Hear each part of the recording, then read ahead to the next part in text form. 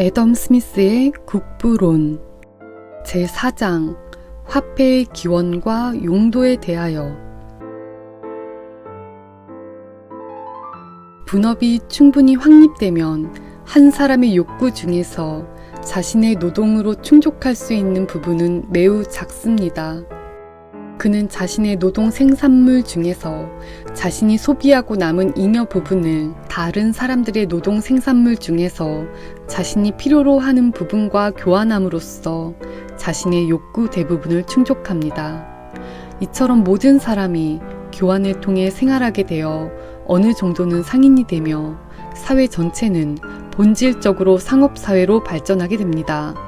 그러나 분업이 처음 시작되었을 때 이러한 교환의 힘은 그 운용에 있어서 자주 심하게 막히고 방해받았을 것입니다. 예를 들어 한 사람은 어떤 상품을 자신이 필요로 하는 것보다 많이 가지고 있는데 다른 사람은 그것이 부족하다고 가정해 봅시다. 따라서 전자는 기꺼이 그 잉여분을 처분하려 할 것이고 후자는 그 일부를 구매하려 할 것입니다. 그러나 후자가 우연히 전자가 필요로 하는 것을 전혀 가지고 있지 않다면 그들 사이에는 아무런 교환도 이루어질 수 없습니다. 정육점 주인이 자신이 소비할 수 있는 것보다 많은 고기를 가게에 가지고 있고 양조업자와 제빵업자가 각각 그것의 일부를 구매하려 한다고 합시다. 그러나 그들이 교환으로 제공할 수 있는 것은 각자의 업종에서 생산되는 서로 다른 생산물 뿐이고 정육점 주인은 이미 당장 필요한 빵과 맥주를 모두 갖추고 있습니다.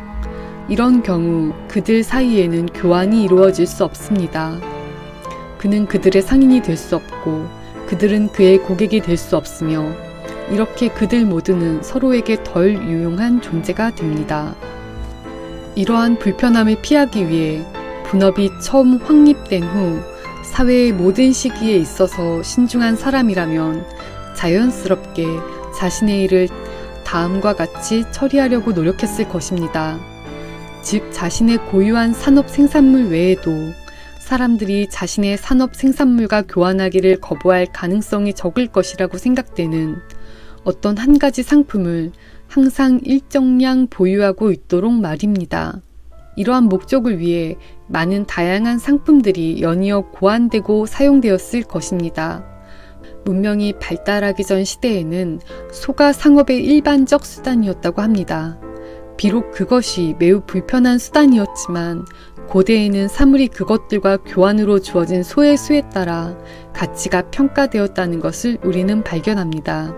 호메로스에 따르면 디오메데스의 갑옷은 겨우 9마리 소에 불과했지만 글라우코스의 갑옷은 100마리의 소에 해당했습니다. 아비시니아에서는 소금이 상업과 교환의 일반적 수단이라고 합니다. 인도 해안의 어느 지역에서는 조개 껍질의 일종이, 뉴펀들랜드에서는 말린 대구, 버지니아에서는 담배, 서인도 식민지의 일부에서는 설탕, 다른 나라들에서는 가죽이나 가공한 가죽이 그러한 역할을 합니다. 그리고 스코틀랜드의 한 마을에서는 지금도 일꾼이 돈 대신 못을 가지고 빵집이나 맥주집에 가는 것이 흔하다고 합니다. 그러나 모든 나라에서 사람들은 결국 저항할 수 없는 이유들에 의해 이러한 용도로 다른 모든 상품보다 금속을 선호하게 되었습니다. 금속은 다른 어떤 상품보다 적은 손실로 보관될 뿐만 아니라 부패하지 않습니다. 또한 손실 없이 얼마든지 많은 부분으로 나누어질 수 있으며 융해를 통해 그 부분들을 다시 결합할 수 있습니다. 이는 똑같이 내구성이 있는 다른 상품들이 갖지 못하는 성질이며 다른 어떤 성질보다도 금속을 상업과 유통의 수단으로 적합하게 만드는 것입니다.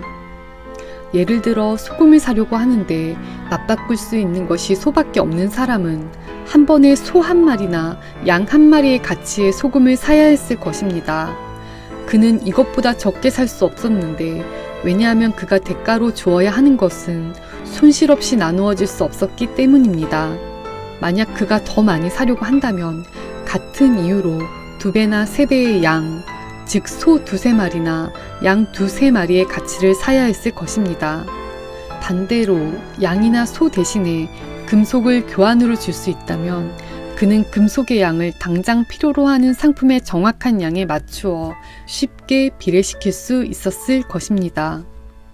이러한 목적으로 여러 나라에서 서로 다른 금속들이 사용되었습니다. 고대 스파르타인들 사이에서는 철이 상업의 일반적 수단이었고 고대 로마인들 사이에서는 구리가, 그리고 모든 부유하고 상업적인 국가들 사이에서는 금과 은이 사용되었습니다. 이러한 금속들은 처음에는 아무런 각인이나 주조 없이 거친 금속괴의 형태로 사용되었던 것 같습니다. 플리니우스는 고대 역사가인 티마이우스에 의거하여 세르비우스 툴리우스 시대까지 로마인들은 주조된 화폐를 갖지 못했고 필요한 것을 구매하기 위해 각인되지 않은 구리괴를 사용했다고 전하고 있습니다. 따라서 이러한 거친 괴들이 당시에는 화폐의 기능을 수행했습니다. 이러한 거친 상태의 금속 사용에는 매우 심각한 두 가지 불편함이 따랐습니다. 첫째는 무게를 재는 수고이고 둘째는 품질을 검수하는 수고였습니다. 귀금속의 경우 양의 작은 차이가 가치의 큰 차이를 만들어내므로 적절한 정확성으로 무게를 재는 일조차 매우 정확한 저울과 추를 필요로 합니다. 특히 금의 무게를 재는 것은 매우 섬세한 작업입니다. 물론 거친 금속의 경우에는 작은 오차가 별 결과를 낳지 않을 것이므로 의심할 여지 없이 덜 정확해도 괜찮을 것입니다. 그러나 가난한 사람이 1파딩 어치의 물건을 사거나 팔 때마다 그 1파딩의 무게를 재야 한다면 우리는 그것이 극도로 번거로운 일일 것입니다. 품질을 검수하는 작업은 더욱 어렵고 지루합니다. 그리고 적절한 용매와 함께 금속의 일부를 도가니에서 제대로 녹이지 않는 한 그로부터 도출될 수 있는 어떤 결론도 극도로 불확실합니다. 그러나 주조화폐 제도가 생기기 전에는 이러한 지루하고 어려운 작업을 거치지 않는 한 사람들은 심한 사기에 노출될 수밖에 없었습니다. 그리고 순은이나 순동 1파운드 무게 대신에 그들의 물건과 교환으로 가장 조잡하고 값싼 재료들의 혼합물을 받을 수도 있었을 것입니다. 비록 외관상으로는 그 금속들과 함께 만들어졌을지라도 말입니다. 이러한 남용을 방지하고 교환을 촉진하며 그럼으로써 모든 종류의 산업과 상업을 장려하기 위해 상당한 개선의 진보를 이룩한 모든 나라에서는 그 나라에서 물건을 구매하는데 일반적으로 사용되는 특정 금속의 일정량의 공적 각인을 찍는 것이 필요하다는 사실을 발견하게 되었습니다. 여기서 주조화폐의 기원과 조폐소라고 불리는 공적 기관들이 생기게 되었습니다. 이 제도들은 양모와 직물의 검사관들 및 각인 담당자들의 제도와 본질적으로 같습니다.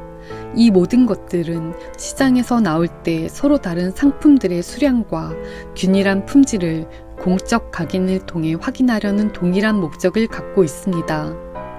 유통 금속에 찍힌 이런 종류의 최초 공적 각인들은 많은 경우에 확인하기가 가장 어렵고 가장 중요한 것, 즉 금속의 품질이나 순도를 보증하려는 의도였던 것 같으며 현재 은판과 은괴에 찍히는 스터링 마크나 때때로 금괴에 찍히는 스페인 마크와 유사했습니다.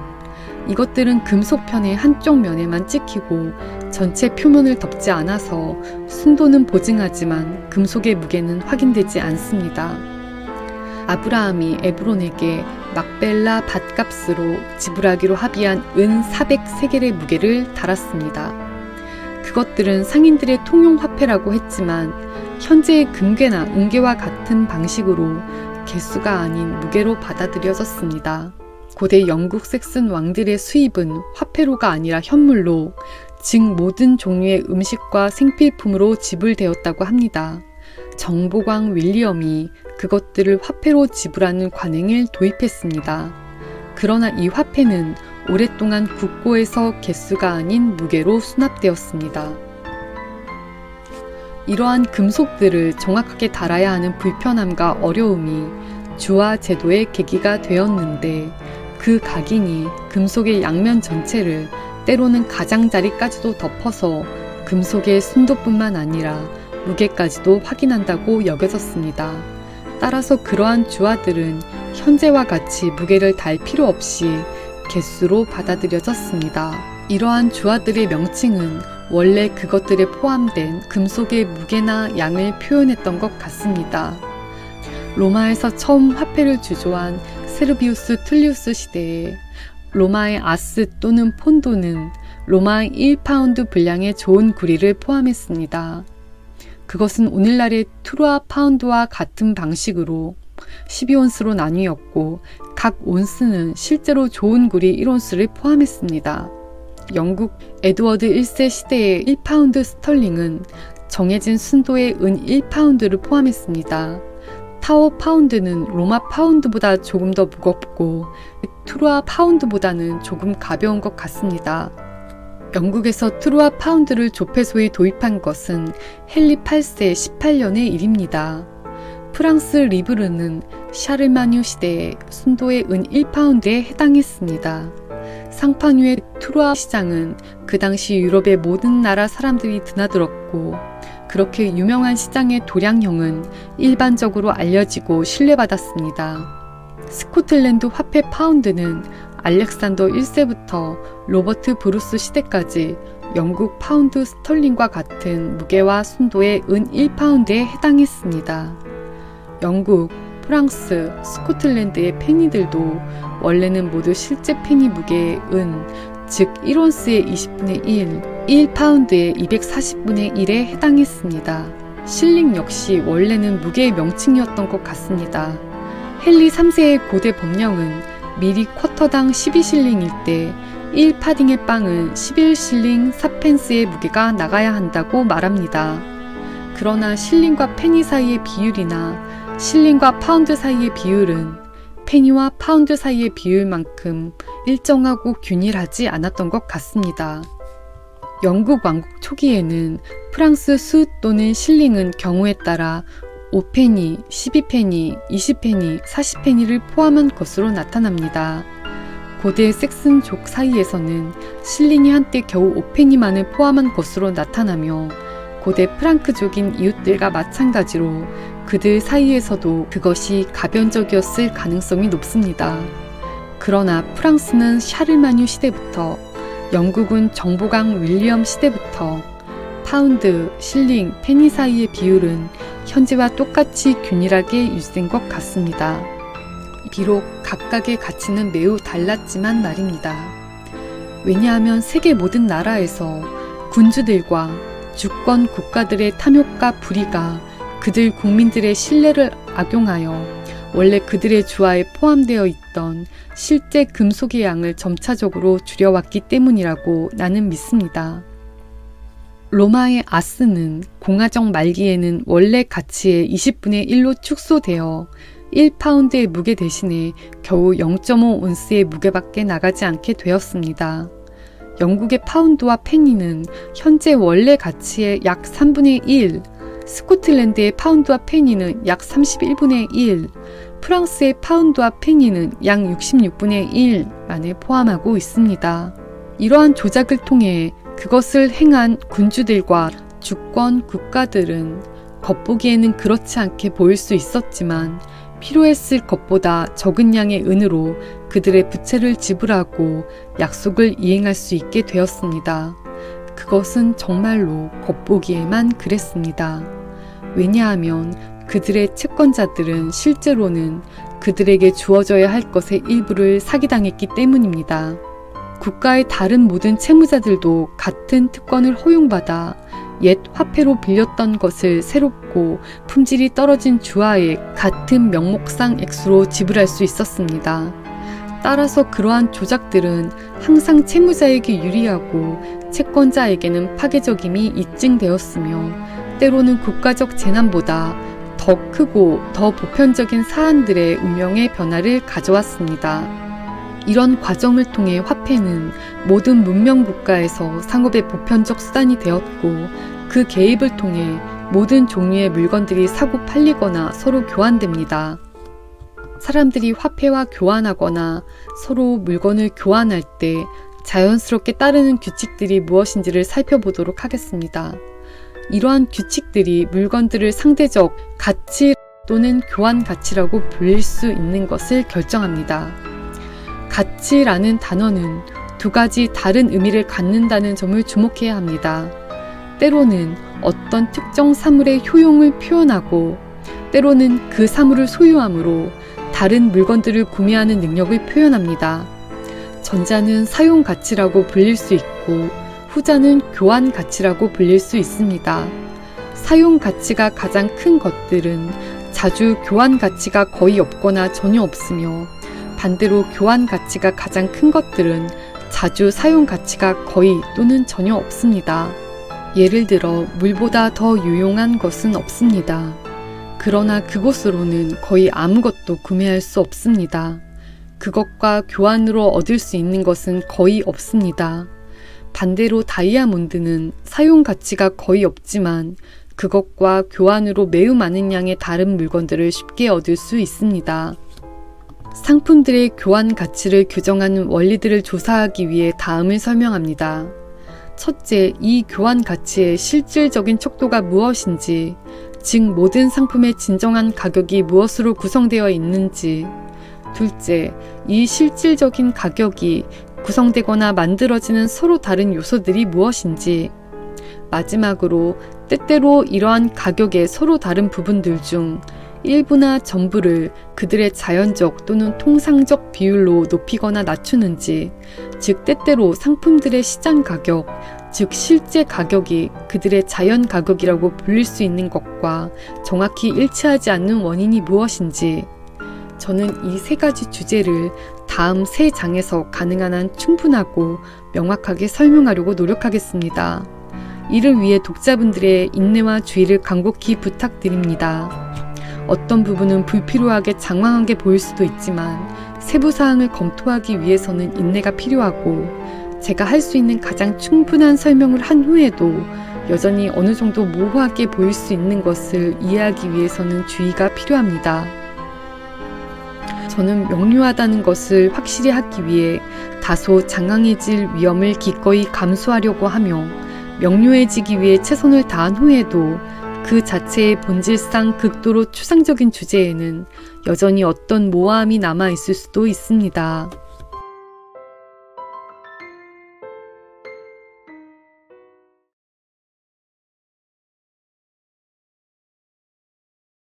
애덤 스미스의 국부론 제4장 화폐의 기원과 용도에 대하여.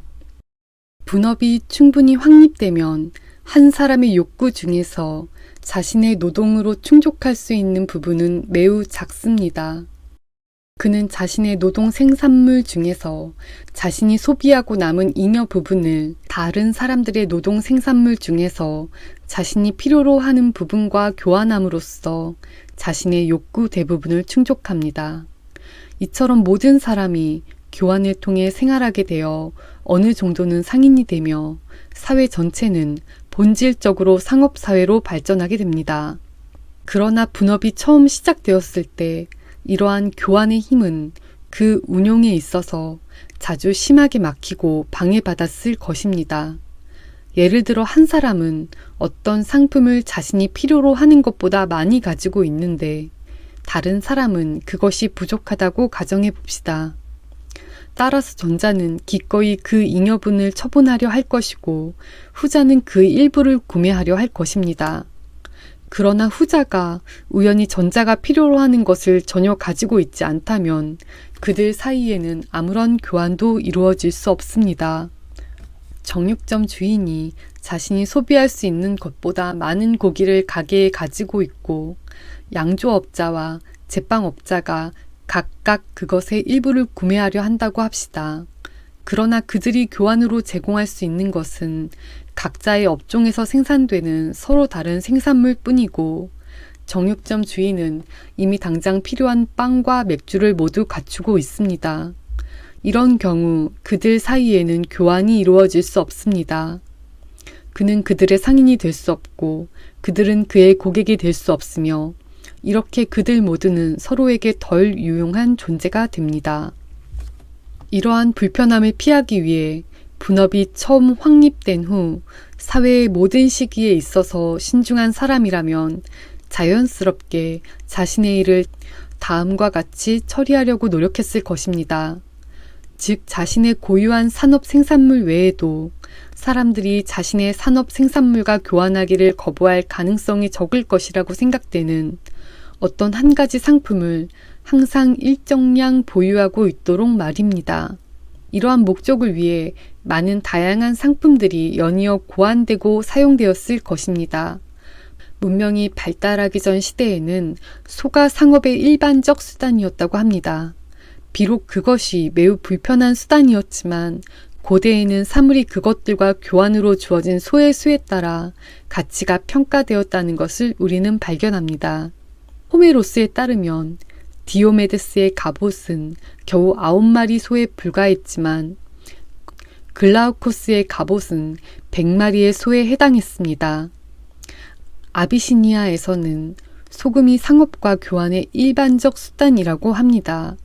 인도 해안의 어느 지역에서는 조개 껍질의 일종이, 뉴펀들랜드에서는 말린 대구, 버지니아에서는 담배, 서인도 식민지의 일부에서는 설탕, 다른 나라들에서는 가죽이나 가공한 가죽이 그러한 역할을 합니다. 그리고 스코틀랜드의 한 마을에서는 지금도 일꾼이 돈 대신 못을 가지고 빵집이나 맥주집에 가는 것이 흔하다고 합니다. 그러나 모든 나라에서 사람들은 결국 저항할 수 없는 이유들에 의해 이러한 용도로 다른 모든 상품보다 금속을 선호하게 되었습니다. 금속은 다른 어떤 상품보다 적은 손실로 보관될 뿐만 아니라 부패하지 않습니다. 또한 손실 없이 얼마든지 많은 부분으로 나누어질 수 있으며 융해를 통해 그 부분들을 다시 결합할 수 있습니다. 이는 똑같이 내구성이 있는 다른 상품들이 갖지 못하는 성질이며 다른 어떤 성질보다도 금속을 상업과 유통의 수단으로 적합하게 만드는 것입니다. 예를 들어 소금을 사려고 하는데 맞바꿀 수 있는 것이 소밖에 없는 사람은 한 번에 소 한 마리나 양 한 마리의 가치의 소금을 사야 했을 것입니다. 그는 이것보다 적게 살 수 없었는데 왜냐하면 그가 대가로 주어야 하는 것은 손실 없이 나누어질 수 없었기 때문입니다.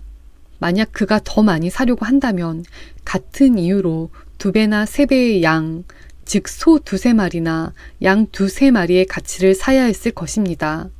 반대로 양이나 소 대신에 금속을 교환으로 줄 수 있다면 그는 금속의 양을 당장 필요로 하는 상품의 정확한 양에 맞추어 쉽게 비례시킬 수 있었을 것입니다. 이러한 목적으로 여러 나라에서 서로 다른 금속들이 사용되었습니다. 고대 스파르타인들 사이에서는 철이 상업의 일반적 수단이었고 고대 로마인들 사이에서는 구리가, 그리고 모든 부유하고 상업적인 국가들 사이에서는 금과 은이 사용되었습니다. 이러한 금속들은 처음에는 아무런 각인이나 주조 없이 거친 금속괴의 형태로 사용되었던 것 같습니다. 플리니우스는 고대 역사가인 티마이우스에 의거하여 세르비우스 툴리우스 시대까지 로마인들은 주조된 화폐를 갖지 못했고 필요한 것을 구매하기 위해 각인되지 않은 구리괴를 사용했다고 전하고 있습니다. 따라서 이러한 거친 괴들이 당시에는 화폐의 기능을 수행했습니다. 이러한 거친 상태의 금속 사용에는 매우 심각한 2가지 불편함이 따랐습니다. 첫째는 무게를 재는 수고이고 둘째는 품질을 검수하는 수고였습니다. 귀금속의 경우 양의 작은 차이가 가치의 큰 차이를 만들어내므로 적절한 정확성으로 무게를 재는 일조차 매우 정확한 저울과 추를 필요로 합니다. 특히 금의 무게를 재는 것은 매우 섬세한 작업입니다. 물론 거친 금속의 경우에는 작은 오차가 별 결과를 낳지 않을 것이므로 의심할 여지 없이 덜 정확해도 괜찮을 것입니다. 그러나 가난한 사람이 1파딩 어치의 물건을 사거나 팔 때마다 그 1파딩의 무게를 제한한다면 우리는 그것이 극도로 번거로운 일일 것입니다. 품질을 검수하는 작업은 더욱 어렵고 지루합니다. 그리고 적절한 용매와 함께 금속의 일부를 도가니에서 제대로 녹이지 않는 한 그로부터 도출될 수 있는 어떤 결론도 극도로 불확실합니다. 그러나 주조화폐 제도가 생기기 전에는 이러한 지루하고 어려운 작업을 거치지 않는 한 사람들은 심한 사기에 노출될 수밖에 없었습니다. 그리고 순은이나 순동 1파운드 무게 대신에 그들의 물건과 교환으로 가장 조잡하고 값싼 재료들의 혼합물을 받을 수도 있었을 것입니다. 비록 외관상으로는 그 금속들과 함께 만들어졌을지라도 말입니다. 이러한 남용을 방지하고 교환을 촉진하며 그럼으로써 모든 종류의 산업과 상업을 장려하기 위해 상당한 개선의 진보를 이룩한 모든 나라에서는 그 나라에서 물건을 구매하는데 일반적으로 사용되는 특정 금속의 일정량의 공적 각인을 찍는 것이 필요하다는 사실을 발견하게 되었습니다. 여기서 주조화폐의 기원과 조폐소라고 불리는 공적 기관들이 생기게 되었습니다. 이 제도들은 양모와 직물의 검사관들 및 각인 담당자들의 제도와 본질적으로 같습니다. 이 모든 것들은 시장에서 나올 때 서로 다른 상품들의 수량과 균일한 품질을 공적 각인을 통해 확인하려는 동일한 목적을 갖고 있습니다.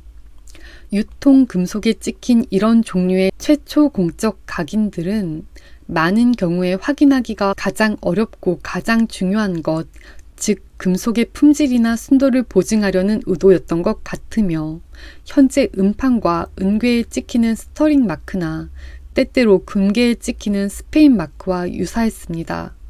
이것들은 금속편의 한쪽 면에만 찍히고 전체 표면을 덮지 않아서 순도는 보증하지만 금속의 무게는 확인되지 않습니다. 아브라함이 에브론에게 막벨라 밭값으로 지불하기로 합의한 은 400세겔의 무게를 달았습니다. 그것들은 상인들의 통용화폐라고 했지만 현재의 금괴나 은괴와 같은 방식으로 개수가 아닌 무게로 받아들여졌습니다. 고대 영국 섹슨 왕들의 수입은 화폐로가 아니라 현물로, 즉 모든 종류의 음식과 생필품으로 지불되었다고 합니다. 정보광 윌리엄이 그것들을 화폐로 지불하는 관행을 도입했습니다. 그러나 이 화폐는 오랫동안 국고에서 개수가 아닌 무게로 수납되었습니다. 이러한 금속들을 정확하게 달아야 하는 불편함과 어려움이 주화 제도의 계기가 되었는데 그 각인이 금속의 양면 전체를 때로는 가장자리까지도 덮어서 금속의 순도뿐만 아니라 무게까지도 확인한다고 여겨졌습니다. 따라서 그러한 주화들은 현재와 같이 무게를 달 필요 없이 개수로 받아들여졌습니다. 이러한 주화들의 명칭은 원래 그것들에 포함된 금속의 무게나 양을 표현했던 것 같습니다. 로마에서 처음 화폐를 주조한 세르비우스 툴리우스 시대에 로마의 아스 또는 폰도는 로마의 1파운드 분량의 좋은 구리를 포함했습니다. 그것은 오늘날의 트루아 파운드와 같은 방식으로 12온스로 나뉘었고 각 온스는 실제로 좋은 구리 1온스를 포함했습니다. 영국 에드워드 1세 시대의 1파운드 스털링은 정해진 순도의 은 1파운드를 포함했습니다. 타워 파운드는 로마 파운드보다 조금 더 무겁고 트루아 파운드보다는 조금 가벼운 것 같습니다. 영국에서 트루아 파운드를 조폐소에 도입한 것은 헨리 8세 18년의 일입니다. 프랑스 리브르는 샤르마뉴 시대의 순도의 은 1파운드에 해당했습니다. 상판유의 트루아 시장은 그 당시 유럽의 모든 나라 사람들이 드나들었고 그렇게 유명한 시장의 도량형은 일반적으로 알려지고 신뢰받았습니다. 스코틀랜드 화폐 파운드는 알렉산더 1세부터 로버트 브루스 시대까지 영국 파운드 스털링과 같은 무게와 순도의 은 1파운드에 해당했습니다. 영국, 프랑스, 스코틀랜드의 페니들도 원래는 모두 실제 페니 무게의 은, 즉 1온스의 20분의 1, 1파운드의 240분의 1에 해당했습니다. 실링 역시 원래는 무게의 명칭이었던 것 같습니다. 헨리 3세의 고대 법령은 밀이 쿼터당 12실링일 때 1파딩의 빵은 11실링 4펜스의 무게가 나가야 한다고 말합니다. 그러나 실링과 페니 사이의 비율이나 실링과 파운드 사이의 비율은 페니와 파운드 사이의 비율만큼 일정하고 균일하지 않았던 것 같습니다. 영국 왕국 초기에는 프랑스 수 또는 실링은 경우에 따라 5페니, 12페니, 20페니, 40페니를 포함한 것으로 나타납니다. 고대 섹슨족 사이에서는 실링이 한때 겨우 5페니만을 포함한 것으로 나타나며 고대 프랑크족인 이웃들과 마찬가지로 그들 사이에서도 그것이 가변적이었을 가능성이 높습니다. 그러나 프랑스는 샤르마뉴 시대부터, 영국은 정보강 윌리엄 시대부터 파운드, 실링, 페니 사이의 비율은 현재와 똑같이 균일하게 유지된 것 같습니다. 비록 각각의 가치는 매우 달랐지만 말입니다. 왜냐하면 세계 모든 나라에서 군주들과 주권 국가들의 탐욕과 불의가 그들 국민들의 신뢰를 악용하여 원래 그들의 주화에 포함되어 있던 실제 금속의 양을 점차적으로 줄여왔기 때문이라고 나는 믿습니다. 로마의 아스는 공화정 말기에는 원래 가치의 20분의 1로 축소되어 1파운드의 무게 대신에 겨우 0.5온스의 무게밖에 나가지 않게 되었습니다. 영국의 파운드와 페니는 현재 원래 가치의 약 3분의 1, 스코틀랜드의 파운드와 페니는 약 31분의 1, 프랑스의 파운드와 페니는 약 66분의 1만을 포함하고 있습니다. 이러한 조작을 통해 그것을 행한 군주들과 주권 국가들은 겉보기에는 그렇지 않게 보일 수 있었지만 필요했을 것보다 적은 양의 은으로 그들의 부채를 지불하고 약속을 이행할 수 있게 되었습니다.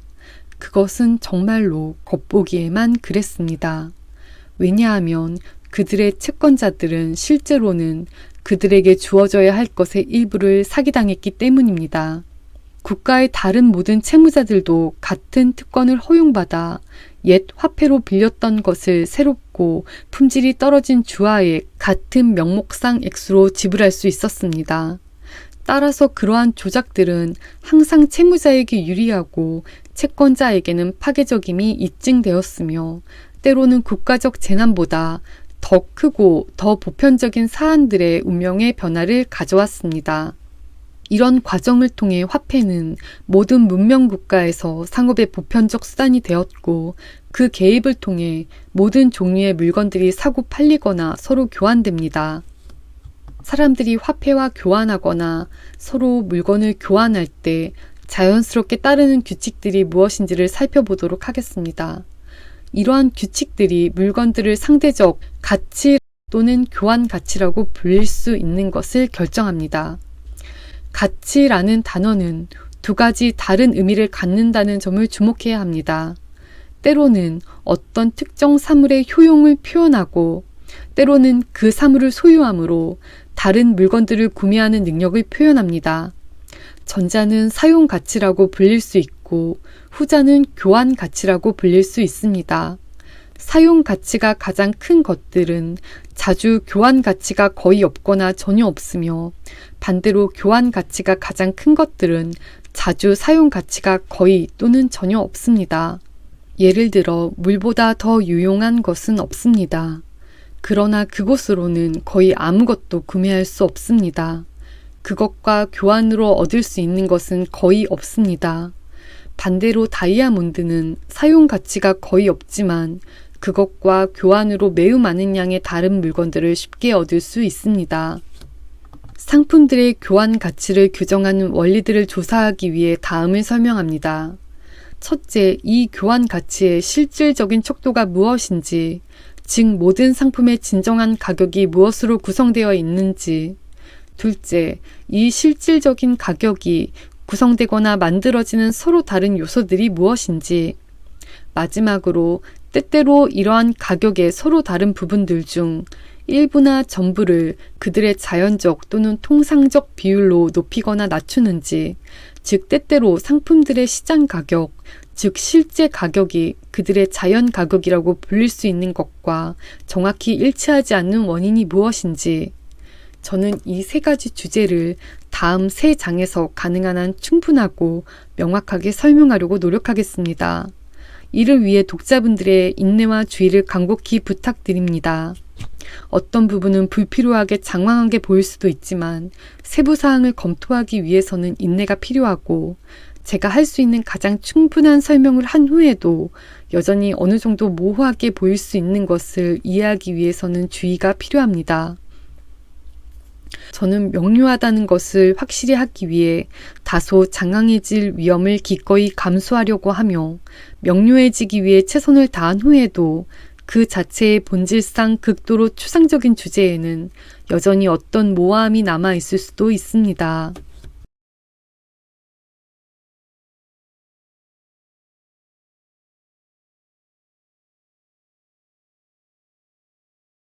애덤 스미스의 국부론 제4장 화폐의 기원과 용도에 대하여. 분업이 충분히 확립되면 한 사람의 욕구 중에서 자신의 노동으로 충족할 수 있는 부분은 매우 작습니다.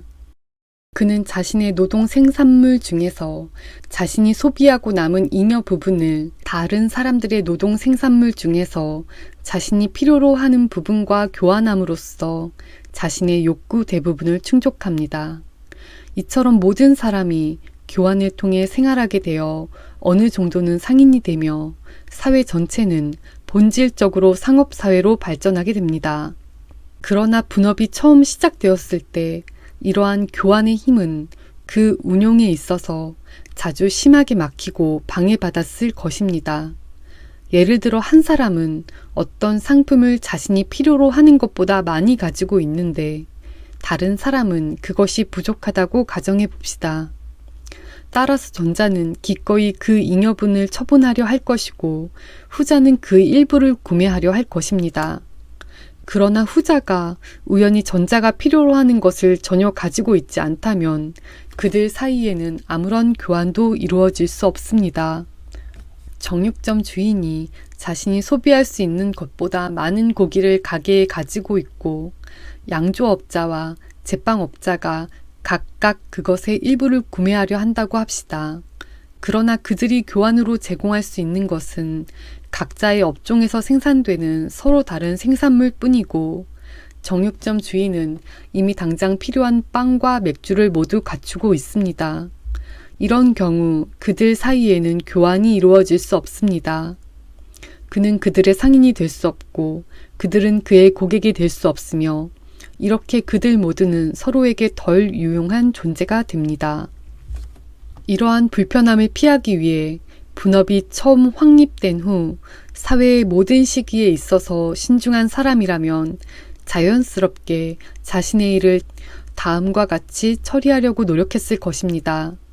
즉 자신의 고유한 산업 생산물 외에도 사람들이 자신의 산업 생산물과 교환하기를 거부할 가능성이 적을 것이라고 생각되는 어떤 한 가지 상품을 항상 일정량 보유하고 있도록 말입니다.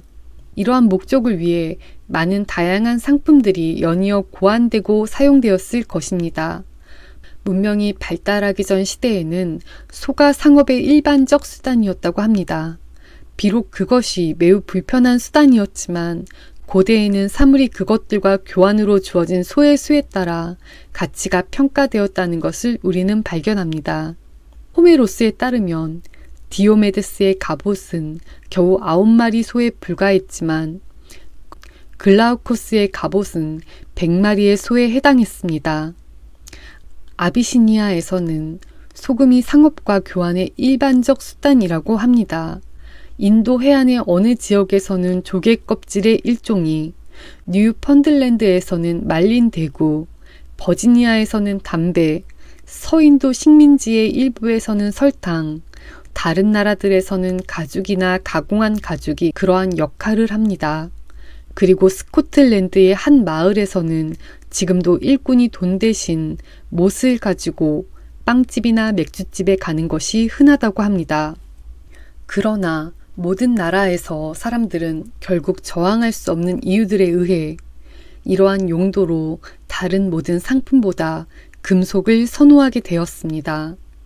금속은 다른 어떤 상품보다 적은 손실로 보관될 뿐만 아니라 부패하지 않습니다. 또한 손실 없이 얼마든지 많은 부분으로 나누어질 수 있으며 융해를 통해 그 부분들을 다시 결합할 수 있습니다. 이는 똑같이 내구성이 있는 다른 상품들이 갖지 못하는 성질이며 다른 어떤 성질보다도 금속을 상업과 유통의 수단으로 적합하게 만드는 것입니다. 예를 들어 소금을 사려고 하는데 맞바꿀 수 있는 것이 소밖에 없는 사람은 한 번에 소 한 마리나 양 한 마리의 가치의 소금을 사야 했을 것입니다. 그는 이것보다 적게 살 수 없었는데 왜냐하면 그가 대가로 주어야 하는 것은 손실 없이 나누어질 수 없었기 때문입니다. 만약 그가 더 많이 사려고 한다면 같은 이유로 2배나 3배의 양, 즉 소 2~3마리나 양 2~3마리의 가치를 사야 했을 것입니다. 반대로 양이나 소 대신에 금속을 교환으로 줄 수 있다면 그는 금속의 양을 당장 필요로 하는 상품의 정확한 양에 맞추어 쉽게 비례시킬 수 있었을 것입니다. 이러한 목적으로 여러 나라에서 서로 다른 금속들이 사용되었습니다. 고대 스파르타인들 사이에서는 철이 상업의 일반적 수단이었고 고대 로마인들 사이에서는 구리가, 그리고 모든 부유하고 상업적인 국가들 사이에서는 금과 은이 사용되었습니다. 이러한 금속들은 처음에는 아무런 각인이나 주조 없이 거친 금속괴의 형태로 사용되었던 것 같습니다. 플리니우스는 고대 역사가인 티마이우스에 의거하여 세르비우스 툴리우스 시대까지 로마인들은 주조된 화폐를 갖지 못했고 필요한 것을 구매하기 위해 각인되지 않은 구리괴를 사용했다고 전하고 있습니다. 따라서 이러한 거친 괴들이 당시에는 화폐의 기능을 수행했습니다.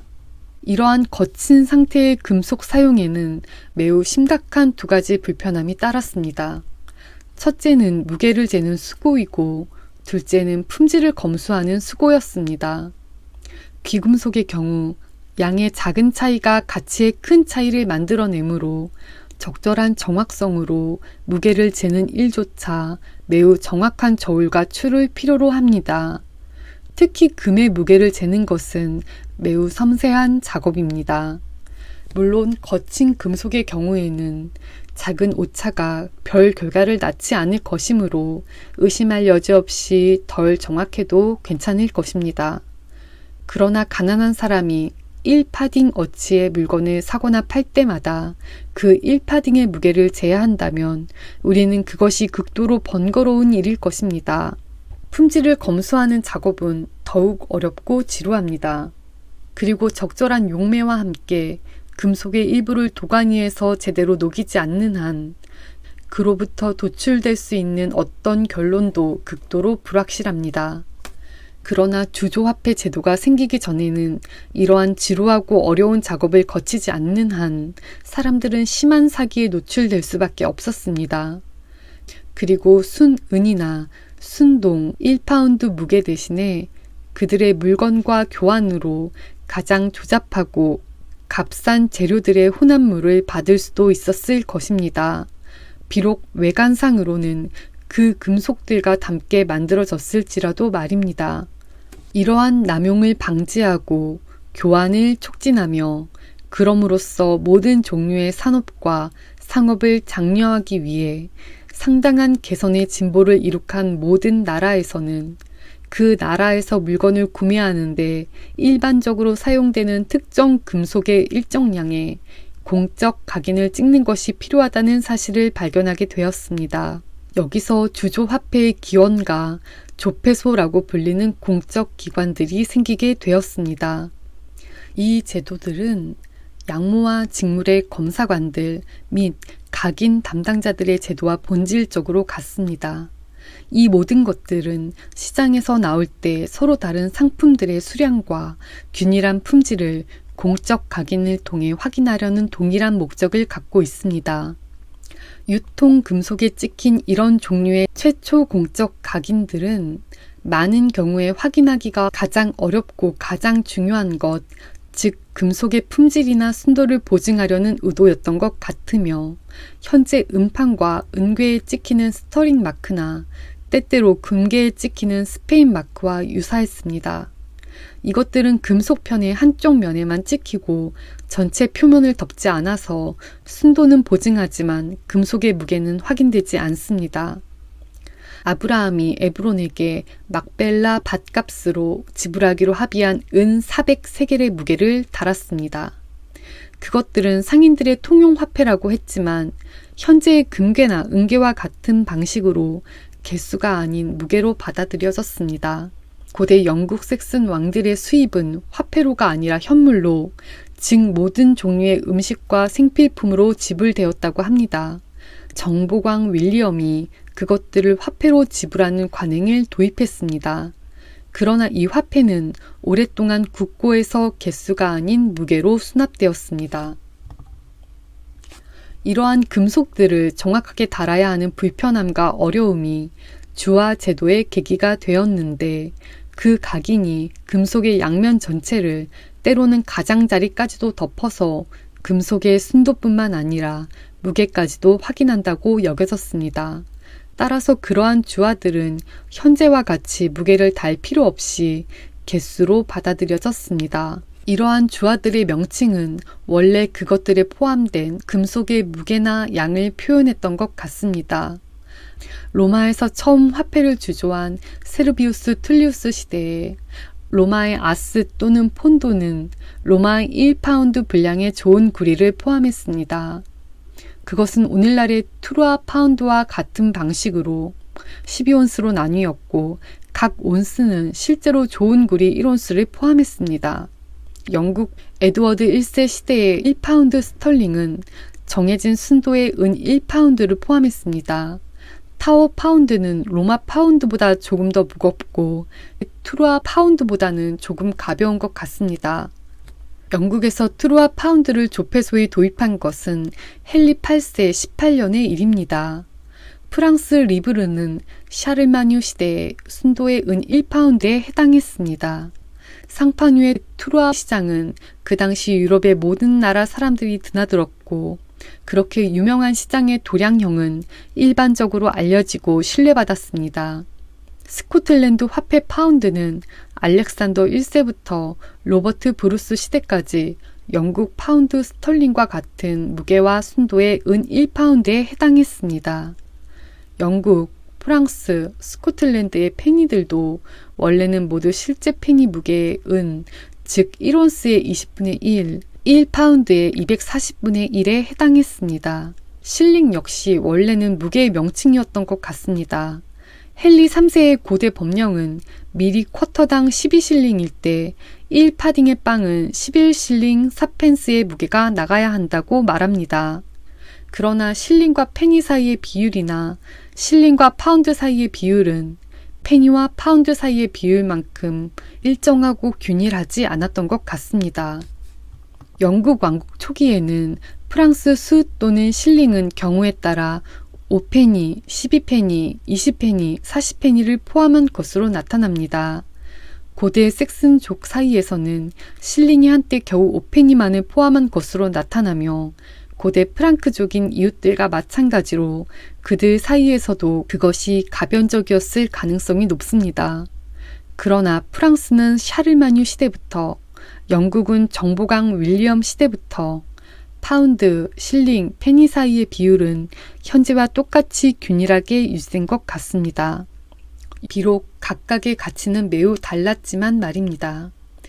왜냐하면 세계 모든 나라에서 군주들과 주권 국가들의 탐욕과 불의가 그들 국민들의 신뢰를 악용하여 원래 그들의 주화에 포함되어 있던 실제 금속의 양을 점차적으로 줄여왔기 때문이라고 나는 믿습니다. 로마의 아스는 공화정 말기에는 원래 가치의 20분의 1로 축소되어 1파운드의 무게 대신에 겨우 0.5온스의 무게밖에 나가지 않게 되었습니다. 영국의 파운드와 페니는 현재 원래 가치의 약 3분의 1, 스코틀랜드의 파운드와 페니는 약 31분의 1, 프랑스의 파운드와 페니는 약 66분의 1만을 포함하고 있습니다. 이러한 조작을 통해 그것을 행한 군주들과 주권 국가들은 겉보기에는 그렇지 않게 보일 수 있었지만 필요했을 것보다 적은 양의 은으로 그들의 부채를 지불하고 약속을 이행할 수 있게 되었습니다. 그것은 정말로 겉보기에만 그랬습니다. 왜냐하면 그들의 채권자들은 실제로는 그들에게 주어져야 할 것의 일부를 사기당했기 때문입니다. 국가의 다른 모든 채무자들도 같은 특권을 허용받아 옛 화폐로 빌렸던 것을 새롭고 품질이 떨어진 주화에 같은 명목상 액수로 지불할 수 있었습니다. 따라서 그러한 조작들은 항상 채무자에게 유리하고 채권자에게는 파괴적임이 입증되었으며 때로는 국가적 재난보다 더 크고 더 보편적인 사안들의 운명의 변화를 가져왔습니다. 이런 과정을 통해 화폐는 모든 문명 국가에서 상업의 보편적 수단이 되었고 그 개입을 통해 모든 종류의 물건들이 사고 팔리거나 서로 교환됩니다. 사람들이 화폐와 교환하거나 서로 물건을 교환할 때 자연스럽게 따르는 규칙들이 무엇인지를 살펴보도록 하겠습니다. 이러한 규칙들이 물건들을 상대적 가치 또는 교환 가치라고 불릴 수 있는 것을 결정합니다. 가치라는 단어는 두 가지 다른 의미를 갖는다는 점을 주목해야 합니다. 때로는 어떤 특정 사물의 효용을 표현하고 때로는 그 사물을 소유함으로 다른 물건들을 구매하는 능력을 표현합니다. 전자는 사용 가치라고 불릴 수 있고 후자는 교환 가치라고 불릴 수 있습니다. 사용 가치가 가장 큰 것들은 자주 교환 가치가 거의 없거나 전혀 없으며 반대로 교환 가치가 가장 큰 것들은 자주 사용 가치가 거의 또는 전혀 없습니다. 예를 들어 물보다 더 유용한 것은 없습니다.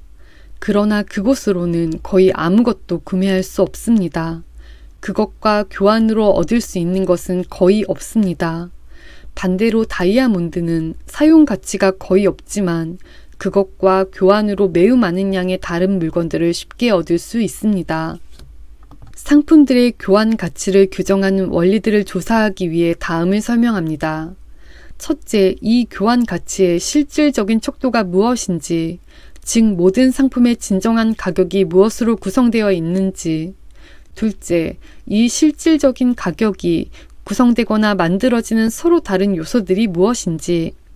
마지막으로 때때로 이러한 가격의 서로 다른 부분들 중 일부나 전부를 그들의 자연적 또는 통상적 비율로 높이거나 낮추는지, 즉 때때로 상품들의 시장 가격, 즉 실제 가격이 그들의 자연 가격이라고 불릴 수 있는 것과 정확히 일치하지 않는 원인이 무엇인지. 저는 이 세 가지 주제를 다음 세 장에서 가능한 한 충분하고 명확하게 설명하려고 노력하겠습니다. 이를 위해 독자분들의 인내와 주의를 간곡히 부탁드립니다. 어떤 부분은 불필요하게 장황하게 보일 수도 있지만 세부 사항을 검토하기 위해서는 인내가 필요하고 제가 할 수 있는 가장 충분한 설명을 한 후에도 여전히 어느 정도 모호하게 보일 수 있는 것을 이해하기 위해서는 주의가 필요합니다.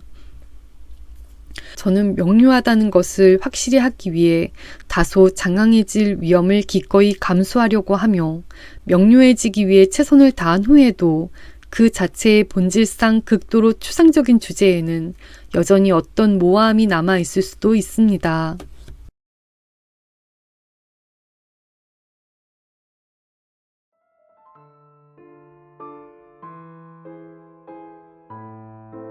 애덤 스미스의 국부론 제4장 화폐의 기원과 용도에 대하여.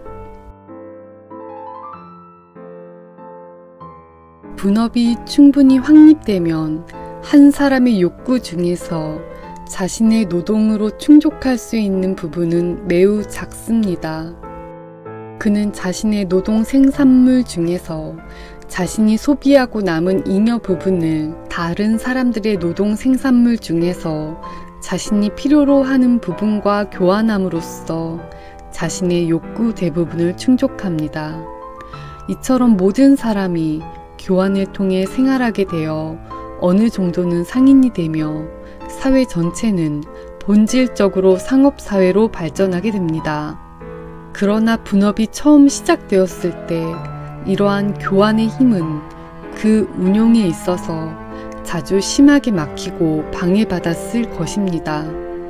예를 들어 한 사람은 어떤 상품을 자신이 필요로 하는 것보다 많이 가지고 있는데 다른 사람은 그것이 부족하다고 가정해 봅시다. 따라서 전자는 기꺼이 그 잉여분을 처분하려 할 것이고 후자는 그 일부를 구매하려 할 것입니다. 그러나 후자가 우연히 전자가 필요로 하는 것을 전혀 가지고 있지 않다면 그들 사이에는 아무런 교환도 이루어질 수 없습니다. 정육점 주인이 자신이 소비할 수 있는 것보다 많은 고기를 가게에 가지고 있고 양조업자와 제빵업자가 각각 그것의 일부를 구매하려 한다고 합시다. 그러나 그들이 교환으로 제공할 수 있는 것은 각자의 업종에서 생산되는 서로 다른 생산물 뿐이고 정육점 주인은 이미 당장 필요한 빵과 맥주를 모두 갖추고 있습니다. 이런 경우 그들 사이에는 교환이 이루어질 수 없습니다. 그는 그들의 상인이 될 수 없고 그들은 그의 고객이 될 수 없으며 이렇게 그들 모두는 서로에게 덜 유용한 존재가 됩니다. 이러한 불편함을 피하기 위해 분업이 처음 확립된 후 사회의 모든 시기에 있어서 신중한 사람이라면 자연스럽게 자신의 일을 다음과 같이 처리하려고 노력했을 것입니다. 즉 자신의 고유한 산업 생산물 외에도 사람들이 자신의 산업 생산물과 교환하기를 거부할 가능성이 적을 것이라고 생각되는 어떤 한 가지 상품을 항상 일정량 보유하고 있도록 말입니다. 이러한 목적을 위해 많은 다양한 상품들이 연이어 고안되고 사용되었을 것입니다. 문명이 발달하기 전 시대에는 소가 상업의 일반적 수단이었다고 합니다. 비록 그것이 매우 불편한 수단이었지만 고대에는 사물이 그것들과 교환으로 주어진 소의 수에 따라 가치가 평가되었다는 것을 우리는 발견합니다. 호메로스에 따르면 디오메데스의 갑옷은 겨우 9마리 소에 불과했지만 글라우코스의 갑옷은 100마리의 소에 해당했습니다. 아비시니아에서는 소금이 상업과 교환의 일반적 수단이라고 합니다. 인도 해안의 어느 지역에서는 조개 껍질의 일종이, 뉴펀들랜드에서는 말린 대구, 버지니아에서는 담배, 서인도 식민지의 일부에서는 설탕, 다른 나라들에서는 가죽이나 가공한 가죽이 그러한 역할을 합니다. 그리고 스코틀랜드의 한 마을에서는 지금도 일꾼이 돈 대신 못을 가지고 빵집이나 맥주집에 가는 것이 흔하다고 합니다. 그러나 모든 나라에서 사람들은 결국 저항할 수 없는 이유들에 의해 이러한 용도로 다른 모든 상품보다 금속을 선호하게 되었습니다. 금속은 다른 어떤 상품보다 적은 손실로 보관될 뿐만 아니라 부패하지 않습니다. 또한 손실 없이 얼마든지 많은 부분으로 나누어질 수 있으며 융해를 통해 그 부분들을 다시 결합할 수 있습니다. 이는 똑같이 내구성이 있는 다른 상품들이 갖지 못하는 성질이며 다른 어떤 성질보다도 금속을 상업과 유통의 수단으로 적합하게 만드는 것입니다. 예를 들어 소금을 사려고 하는데 맞바꿀 수 있는 것이 소밖에 없는 사람은 한 번에 소 한 마리나 양 한 마리의 가치의 소금을 사야 했을 것입니다. 그는 이것보다 적게 살 수 없었는데 왜냐하면 그가 대가로 주어야 하는 것은 손실 없이 나누어질 수 없었기 때문입니다. 만약 그가 더 많이 사려고 한다면 같은 이유로 2배나 3배의 양, 즉 소 2-3마리나 양 2-3마리의 가치를 사야 했을 것입니다. 반대로 양이나 소 대신에 금속을 교환으로 줄 수 있다면 그는 금속의 양을 당장 필요로 하는 상품의 정확한 양에 맞추어 쉽게 비례시킬 수 있었을 것입니다. 이러한 목적으로 여러 나라에서 서로 다른 금속들이 사용되었습니다. 고대 스파르타인들 사이에서는 철이 상업의 일반적 수단이었고, 고대 로마인들 사이에서는 구리가, 그리고 모든 부유하고 상업적인 국가들 사이에서는 금과 은이 사용되었습니다. 이러한 금속들은 처음에는 아무런 각인이나 주조 없이 거친 금속괴의 형태로 사용되었던 것 같습니다. 플리니우스는 고대 역사가인 티마이우스에 의거하여 세르비우스 툴리우스 시대까지 로마인들은 주조된 화폐를 갖지 못했고, 필요한 것을 구매하기 위해 각인되지 않은 구리괴를 사용했다고 전하고 있습니다. 따라서 이러한 거친 괴들이 당시에는 화폐의 기능을 수행했습니다. 이러한 거친 상태의 금속 사용에는 매우 심각한 두 가지 불편함이 따랐습니다. 첫째는 무게를 재는 수고이고, 둘째는 품질을 검수하는 수고였습니다. 귀금속의 경우 양의 작은 차이가 가치의 큰 차이를 만들어내므로 적절한 정확성으로 무게를 재는 일조차 매우 정확한 저울과 추를 필요로 합니다.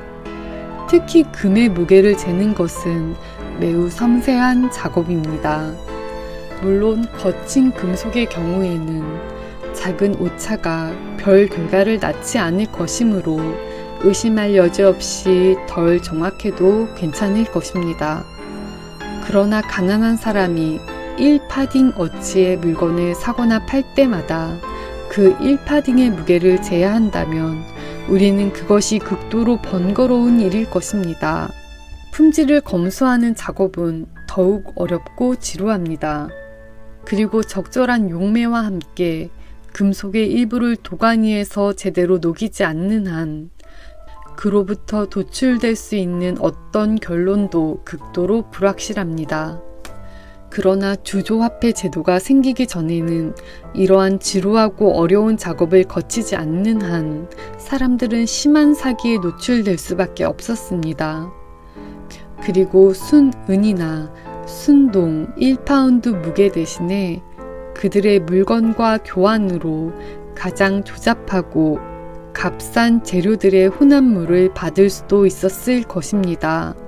비록 외관상으로는 그 금속들과 함께 만들어졌을지라도 말입니다. 이러한 남용을 방지하고 교환을 촉진하며 그럼으로써 모든 종류의 산업과 상업을 장려하기 위해 상당한 개선의 진보를 이룩한 모든 나라에서는 그 나라에서 물건을 구매하는데 일반적으로 사용되는 특정 금속의 일정량의 공적 각인을 찍는 것이 필요하다는 사실을 발견하게 되었습니다. 여기서 주조화폐의 기원과 조폐소라고 불리는 공적 기관들이 생기게 되었습니다. 이 제도들은 양모와 직물의 검사관들 및 각인 담당자들의 제도와 본질적으로 같습니다. 이 모든 것들은 시장에서 나올 때 서로 다른 상품들의 수량과 균일한 품질을 공적 각인을 통해 확인하려는 동일한 목적을 갖고 있습니다. 유통 금속에 찍힌 이런 종류의 최초 공적 각인들은 많은 경우에 확인하기가 가장 어렵고 가장 중요한 것, 즉 금속의 품질이나 순도를 보증하려는 의도였던 것 같으며 현재 은판과 은괴에 찍히는 스터링 마크나 때때로 금괴에 찍히는 스페인 마크와 유사했습니다. 이것들은 금속편의 한쪽 면에만 찍히고 전체 표면을 덮지 않아서 순도는 보증하지만 금속의 무게는 확인되지 않습니다. 아브라함이 에브론에게 막벨라 밭값으로 지불하기로 합의한 은 400세겔의 무게를 달았습니다. 그것들은 상인들의 통용 화폐라고 했지만 현재의 금괴나 은괴와 같은 방식으로 개수가 아닌 무게로 받아들여졌습니다. 고대 영국 섹슨 왕들의 수입은 화폐로가 아니라 현물로, 즉 모든 종류의 음식과 생필품으로 지불되었다고 합니다. 정보광 윌리엄이 그것들을 화폐로 지불하는 관행을 도입했습니다. 그러나 이 화폐는 오랫동안 국고에서 개수가 아닌 무게로 수납되었습니다. 이러한 금속들을 정확하게 달아야 하는 불편함과 어려움이 주화 제도의 계기가 되었는데, 그 각인이 금속의 양면 전체를 때로는 가장자리까지도 덮어서 금속의 순도뿐만 아니라 무게까지도 확인한다고 여겨졌습니다. 따라서 그러한 주화들은 현재와 같이 무게를 달 필요 없이 개수로 받아들여졌습니다. 이러한 주화들의 명칭은 원래 그것들에 포함된 금속의 무게나 양을 표현했던 것 같습니다. 로마에서 처음 화폐를 주조한 세르비우스 툴리우스 시대에 로마의 아스 또는 폰도는 로마의 1파운드 분량의 좋은 구리를 포함했습니다.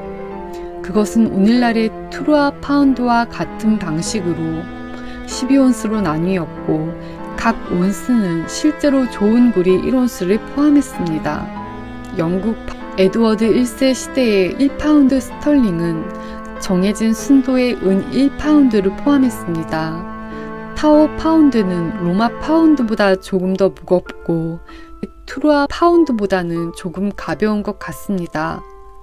영국에서 트루아 파운드를 조폐소에 도입한 것은 헨리 8세 18년의 일입니다. 프랑스 리브르는 샤르마뉴 시대의 순도의 은 1파운드에 해당했습니다. 상판유의 트루아 시장은 그 당시 유럽의 모든 나라 사람들이 드나들었고, 그렇게 유명한 시장의 도량형은 일반적으로 알려지고 신뢰받았습니다. 스코틀랜드 화폐 파운드는 알렉산더 1세부터 로버트 브루스 시대까지 영국 파운드 스털링과 같은 무게와 순도의 은 1파운드에 해당했습니다. 영국, 프랑스, 스코틀랜드의 페니들도 원래는 모두 실제 페니 무게의 은, 즉 1온스의 20분의 1, 1파운드의 240분의 1에 해당했습니다. 실링 역시 원래는 무게의 명칭이었던 것 같습니다. 헨리 3세의 고대 법령은 밀이 쿼터당 12실링일 때 1파딩의 빵은 11실링 4펜스의 무게가 나가야 한다고 말합니다. 그러나 실링과 페니 사이의 비율이나 실링과 파운드 사이의 비율은 페니와 파운드 사이의 비율만큼 일정하고 균일하지 않았던 것 같습니다. 영국 왕국 초기에는 프랑스 수 또는 실링은 경우에 따라 5페니, 12페니, 20페니, 40페니를 포함한 것으로 나타납니다. 고대 섹슨족 사이에서는 실링이 한때 겨우 5페니만을 포함한 것으로 나타나며, 고대 프랑크족인 이웃들과 마찬가지로 그들 사이에서도 그것이 가변적이었을 가능성이 높습니다. 그러나 프랑스는 샤르마뉴 시대부터, 영국은 정보강 윌리엄 시대부터 파운드, 실링, 페니 사이의 비율은 현재와 똑같이 균일하게 유지된 것 같습니다. 비록 각각의 가치는 매우 달랐지만 말입니다. 왜냐하면 세계 모든 나라에서 군주들과 주권 국가들의 탐욕과 불의가 그들 국민들의 신뢰를 악용하여 원래 그들의 주화에 포함되어 있던 실제 금속의 양을 점차적으로 줄여왔기 때문이라고 나는 믿습니다. 로마의 아스는 공화정 말기에는 원래 가치의 20분의 1로 축소되어 1파운드의 무게 대신에 겨우 0.5온스의 무게밖에 나가지 않게 되었습니다. 영국의 파운드와 페니는 현재 원래 가치의 약 3분의 1, 스코틀랜드의 파운드와 페니는 약 31분의 1, 프랑스의 파운드와 페니는 약 66분의 1만을 포함하고 있습니다.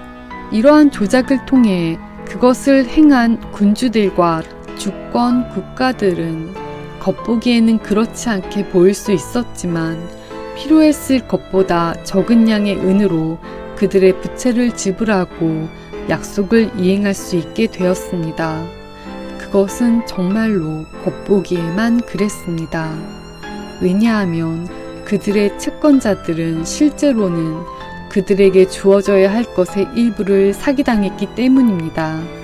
국가의 다른 모든 채무자들도 같은 특권을 허용받아 옛 화폐로 빌렸던 것을 새롭고 품질이 떨어진 주화에 같은 명목상 액수로 지불할 수 있었습니다. 따라서 그러한 조작들은 항상 채무자에게 유리하고 채권자에게는 파괴적임이 입증되었으며 때로는 국가적 재난보다 더 크고 더 보편적인 사안들의 운명의 변화를 가져왔습니다. 이런 과정을 통해 화폐는 모든 문명 국가에서 상업의 보편적 수단이 되었고 그 개입을 통해 모든 종류의 물건들이 사고 팔리거나 서로 교환됩니다. 사람들이 화폐와 교환하거나 서로 물건을 교환할 때 자연스럽게 따르는 규칙들이 무엇인지를 살펴보도록 하겠습니다. 이러한 규칙들이 물건들을 상대적 가치 또는 교환 가치라고 불릴 수 있는 것을 결정합니다. 가치라는 단어는 두 가지 다른 의미를 갖는다는 점을 주목해야 합니다. 때로는 어떤 특정 사물의 효용을 표현하고 때로는 그 사물을 소유함으로 다른 물건들을 구매하는 능력을 표현합니다. 전자는 사용 가치라고 불릴 수 있고 후자는 교환 가치라고 불릴 수 있습니다. 사용 가치가 가장 큰 것들은 자주 교환 가치가 거의 없거나 전혀 없으며 반대로 교환 가치가 가장 큰 것들은 자주 사용 가치가 거의 또는 전혀 없습니다. 예를 들어 물보다 더 유용한 것은 없습니다. 그러나 그곳으로는 거의 아무것도 구매할 수 없습니다. 그것과 교환으로 얻을 수 있는 것은 거의 없습니다. 반대로 다이아몬드는 사용 가치가 거의 없지만 그것과 교환으로 매우 많은 양의 다른 물건들을 쉽게 얻을 수 있습니다. 상품들의 교환 가치를 규정하는 원리들을 조사하기 위해 다음을 설명합니다. 첫째, 이 교환 가치의 실질적인 척도가 무엇인지, 즉 모든 상품의 진정한 가격이 무엇으로 구성되어 있는지. 둘째, 이 실질적인 가격이 구성되거나 만들어지는 서로 다른 요소들이 무엇인지. 마지막으로 때때로 이러한 가격의 서로 다른 부분들 중 일부나 전부를 그들의 자연적 또는 통상적 비율로 높이거나 낮추는지, 즉 때때로 상품들의 시장 가격, 즉 실제 가격이 그들의 자연 가격이라고 불릴 수 있는 것과 정확히 일치하지 않는 원인이 무엇인지. 저는 이 세 가지 주제를 다음 세 장에서 가능한 한 충분하고 명확하게 설명하려고 노력하겠습니다. 이를 위해 독자분들의 인내와 주의를 간곡히 부탁드립니다. 어떤 부분은 불필요하게 장황하게 보일 수도 있지만 세부 사항을 검토하기 위해서는 인내가 필요하고 제가 할 수 있는 가장 충분한 설명을 한 후에도 여전히 어느 정도 모호하게 보일 수 있는 것을 이해하기 위해서는 주의가 필요합니다. 저는 명료하다는 것을 확실히 하기 위해 다소 장황해질 위험을 기꺼이 감수하려고 하며 명료해지기 위해 최선을 다한 후에도 그 자체의 본질상 극도로 추상적인 주제에는 여전히 어떤 모호함이 남아 있을 수도 있습니다.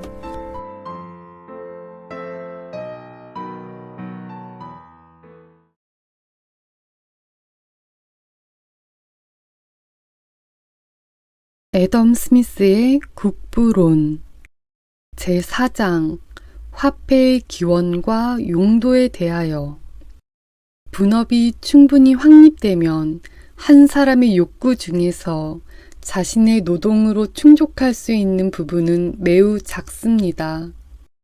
그는 자신의 노동 생산물 중에서 자신이 소비하고 남은 잉여 부분을 다른 사람들의 노동 생산물 중에서 자신이 필요로 하는 부분과 교환함으로써 자신의 욕구 대부분을 충족합니다. 이처럼 모든 사람이 교환을 통해 생활하게 되어 어느 정도는 상인이 되며 사회 전체는 본질적으로 상업사회로 발전하게 됩니다. 그러나 분업이 처음 시작되었을 때 이러한 교환의 힘은 그 운용에 있어서 자주 심하게 막히고 방해받았을 것입니다. 예를 들어 한 사람은 어떤 상품을 자신이 필요로 하는 것보다 많이 가지고 있는데 다른 사람은 그것이 부족하다고 가정해 봅시다. 따라서 전자는 기꺼이 그 잉여분을 처분하려 할 것이고 후자는 그 일부를 구매하려 할 것입니다. 그러나 후자가 우연히 전자가 필요로 하는 것을 전혀 가지고 있지 않다면 그들 사이에는 아무런 교환도 이루어질 수 없습니다. 정육점 주인이 자신이 소비할 수 있는 것보다 많은 고기를 가게에 가지고 있고 양조업자와 제빵업자가 각각 그것의 일부를 구매하려 한다고 합시다.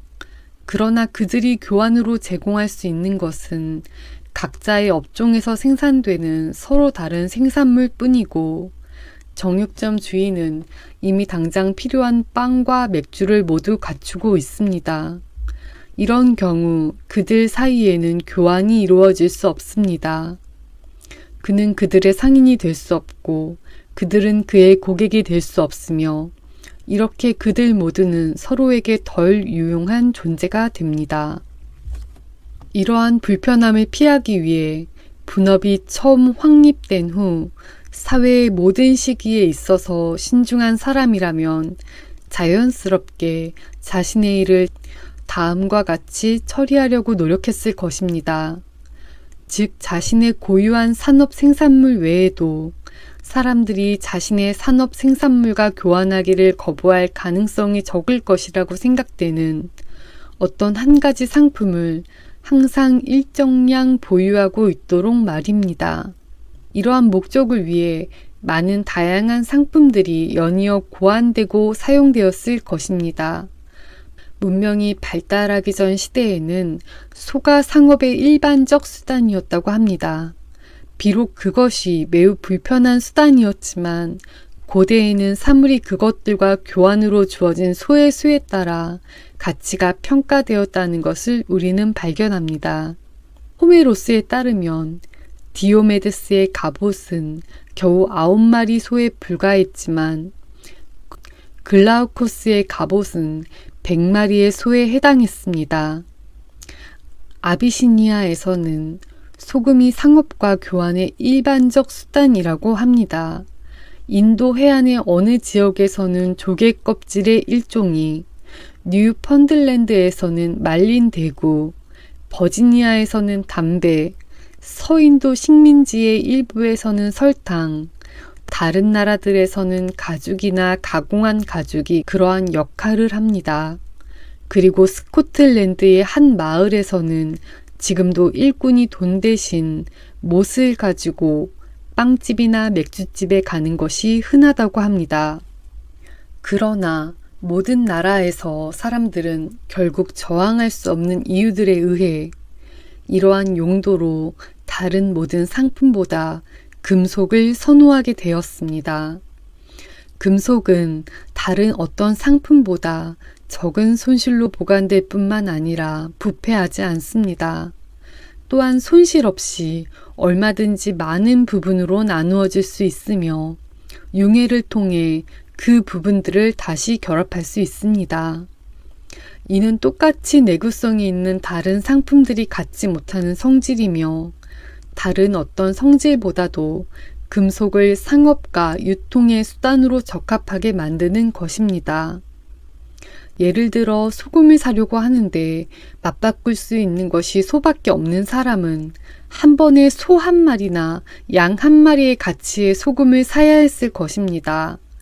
그는 이것보다 적게 살 수 없었는데 왜냐하면 그가 대가로 주어야 하는 것은 손실 없이 나누어질 수 없었기 때문입니다. 만약 그가 더 많이 사려고 한다면 같은 이유로 2배나 3배의 양, 즉 소 2-3마리나 양 2-3마리의 가치를 사야 했을 것입니다. 반대로 양이나 소 대신에 금속을 교환으로 줄 수 있다면 그는 금속의 양을 당장 필요로 하는 상품의 정확한 양에 맞추어 쉽게 비례시킬 수 있었을 것입니다. 이러한 목적으로 여러 나라에서 서로 다른 금속들이 사용되었습니다. 고대 스파르타인들 사이에서는 철이 상업의 일반적 수단이었고, 고대 로마인들 사이에서는 구리가, 그리고 모든 부유하고 상업적인 국가들 사이에서는 금과 은이 사용되었습니다. 이러한 금속들은 처음에는 아무런 각인이나 주조 없이 거친 금속괴의 형태로 사용되었던 것 같습니다. 플리니우스는 고대 역사가인 티마이우스에 의거하여 세르비우스 툴리우스 시대까지 로마인들은 주조된 화폐를 갖지 못했고 필요한 것을 구매하기 위해 각인되지 않은 구리괴를 사용했다고 전하고 있습니다. 따라서 이러한 거친 괴들이 당시에는 화폐의 기능을 수행했습니다. 이러한 거친 상태의 금속 사용에는 매우 심각한 두 가지 불편함이 따랐습니다. 첫째는 무게를 재는 수고이고 둘째는 품질을 검수하는 수고였습니다.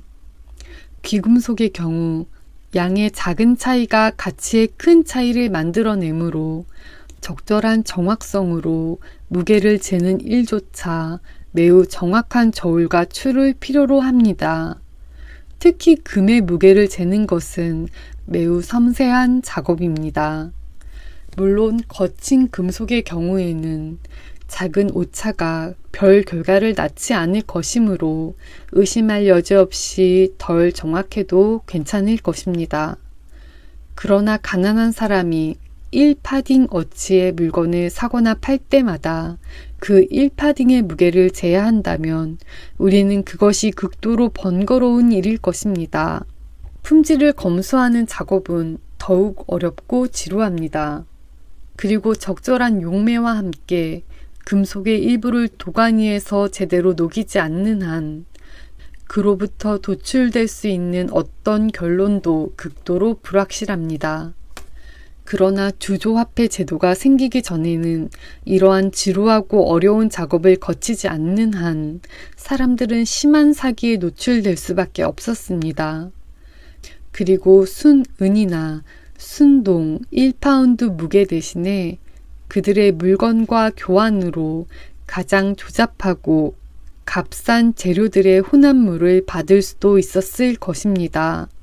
비록 외관상으로는 그 금속들과 함께 만들어졌을지라도 말입니다. 이러한 남용을 방지하고 교환을 촉진하며 그럼으로써 모든 종류의 산업과 상업을 장려하기 위해 상당한 개선의 진보를 이룩한 모든 나라에서는 그 나라에서 물건을 구매하는데 일반적으로 사용되는 특정 금속의 일정량의 공적 각인을 찍는 것이 필요하다는 사실을 발견하게 되었습니다. 여기서 주조화폐의 기원과 조폐소라고 불리는 공적 기관들이 생기게 되었습니다.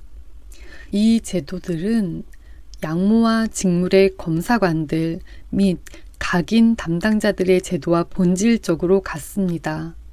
이 모든 것들은 시장에서 나올 때 서로 다른 상품들의 수량과 균일한 품질을 공적 각인을 통해 확인하려는 동일한 목적을 갖고 있습니다.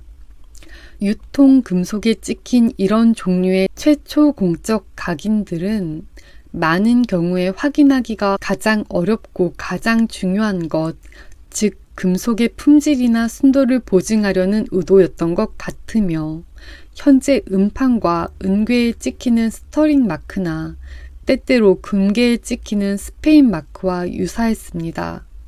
이것들은 금속편의 한쪽 면에만 찍히고 전체 표면을 덮지 않아서 순도는 보증하지만 금속의 무게는 확인되지 않습니다. 아브라함이 에브론에게 막벨라 밭값으로 지불하기로 합의한 은 400세겔의 무게를 달았습니다. 그것들은 상인들의 통용 화폐라고 했지만 현재의 금괴나 은괴와 같은 방식으로 개수가 아닌 무게로 받아들여졌습니다. 고대 영국 섹슨 왕들의 수입은 화폐로가 아니라 현물로, 즉 모든 종류의 음식과 생필품으로 지불되었다고 합니다. 정보광 윌리엄이 그것들을 화폐로 지불하는 관행을 도입했습니다. 그러나 이 화폐는 오랫동안 국고에서 개수가 아닌 무게로 수납되었습니다. 이러한 금속들을 정확하게 달아야 하는 불편함과 어려움이 주화 제도의 계기가 되었는데, 그 각인이 금속의 양면 전체를 때로는 가장자리까지도 덮어서 금속의 순도뿐만 아니라 무게까지도 확인한다고 여겨졌습니다. 따라서 그러한 주화들은 현재와 같이 무게를 달 필요 없이 개수로 받아들여졌습니다. 이러한 주화들의 명칭은 원래 그것들에 포함된 금속의 무게나 양을 표현했던 것 같습니다. 로마에서 처음 화폐를 주조한 세르비우스 툴리우스 시대에 로마의 아스 또는 폰도는 로마의 1파운드 분량의 좋은 구리를 포함했습니다. 그것은 오늘날의 트루아 파운드와 같은 방식으로 12온스로 나뉘었고, 각 온스는 실제로 좋은 구리 1온스를 포함했습니다. 영국 에드워드 1세 시대의 1파운드 스털링은 정해진 순도의 은 1파운드를 포함했습니다. 타워 파운드는 로마 파운드보다 조금 더 무겁고 트루아 파운드보다는 조금 가벼운 것 같습니다. 영국에서 트루아 파운드를 조폐소에 도입한 것은 헨리 8세 18년의 일입니다.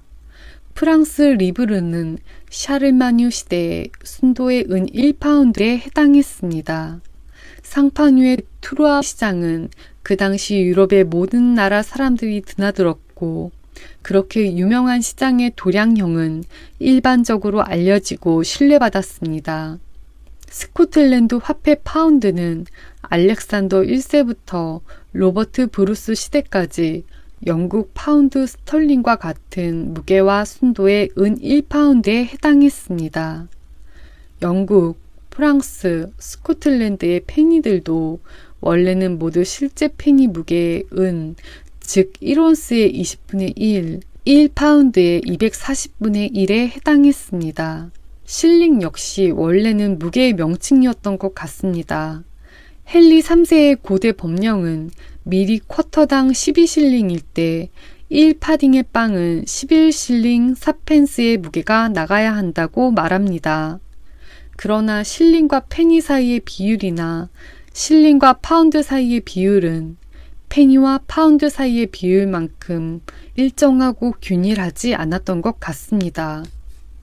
영국 왕국 초기에는 프랑스 수 또는 실링은 경우에 따라 5페니, 12페니, 20페니, 40페니를 포함한 것으로 나타납니다. 고대 섹슨족 사이에서는 실링이 한때 겨우 5페니만을 포함한 것으로 나타나며, 고대 프랑크족인 이웃들과 마찬가지로 그들 사이에서도 그것이 가변적이었을 가능성이 높습니다. 그러나 프랑스는 샤르마뉴 시대부터, 영국은 정보강 윌리엄 시대부터 파운드, 실링, 페니 사이의 비율은 현재와 똑같이 균일하게 유지된 것 같습니다. 비록 각각의 가치는 매우 달랐지만 말입니다. 왜냐하면 세계 모든 나라에서 군주들과 주권 국가들의 탐욕과 불의가 그들 국민들의 신뢰를 악용하여 원래 그들의 주화에 포함되어 있던 실제 금속의 양을 점차적으로 줄여왔기 때문이라고 나는 믿습니다. 로마의 아스는 공화정 말기에는 원래 가치의 20분의 1로 축소되어 1파운드의 무게 대신에 겨우 0.5온스의 무게밖에 나가지 않게 되었습니다. 영국의 파운드와 페니는 현재 원래 가치의 약 3분의 1, 스코틀랜드의 파운드와 페니는 약 31분의 1, 프랑스의 파운드와 페니는 약 66분의 1만을 포함하고 있습니다. 이러한 조작을 통해 그것을 행한 군주들과 주권 국가들은 겉보기에는 그렇지 않게 보일 수 있었지만 필요했을 것보다 적은 양의 은으로 그들의 부채를 지불하고 약속을 이행할 수 있게 되었습니다. 그것은 정말로 겉보기에만 그랬습니다. 왜냐하면 그들의 채권자들은 실제로는 그들에게 주어져야 할 것의 일부를 사기당했기 때문입니다. 국가의 다른 모든 채무자들도 같은 특권을 허용받아 옛 화폐로 빌렸던 것을 새롭고 품질이 떨어진 주화에 같은 명목상 액수로 지불할 수 있었습니다. 따라서 그러한 조작들은 항상 채무자에게 유리하고 채권자에게는 파괴적임이 입증되었으며 때로는 국가적 재난보다 더 크고 더 보편적인 사안들의 운명의 변화를 가져왔습니다. 이런 과정을 통해 화폐는 모든 문명 국가에서 상업의 보편적 수단이 되었고 그 개입을 통해 모든 종류의 물건들이 사고 팔리거나 서로 교환됩니다. 사람들이 화폐와 교환하거나 서로 물건을 교환할 때 자연스럽게 따르는 규칙들이 무엇인지를 살펴보도록 하겠습니다. 이러한 규칙들이 물건들을 상대적 가치 또는 교환 가치라고 불릴 수 있는 것을 결정합니다. 가치라는 단어는 두 가지 다른 의미를 갖는다는 점을 주목해야 합니다. 때로는 어떤 특정 사물의 효용을 표현하고 때로는 그 사물을 소유함으로 다른 물건들을 구매하는 능력을 표현합니다. 전자는 사용 가치라고 불릴 수 있고 후자는 교환 가치라고 불릴 수 있습니다. 사용 가치가 가장 큰 것들은 자주 교환 가치가 거의 없거나 전혀 없으며 반대로 교환 가치가 가장 큰 것들은 자주 사용 가치가 거의 또는 전혀 없습니다. 예를 들어 물보다 더 유용한 것은 없습니다.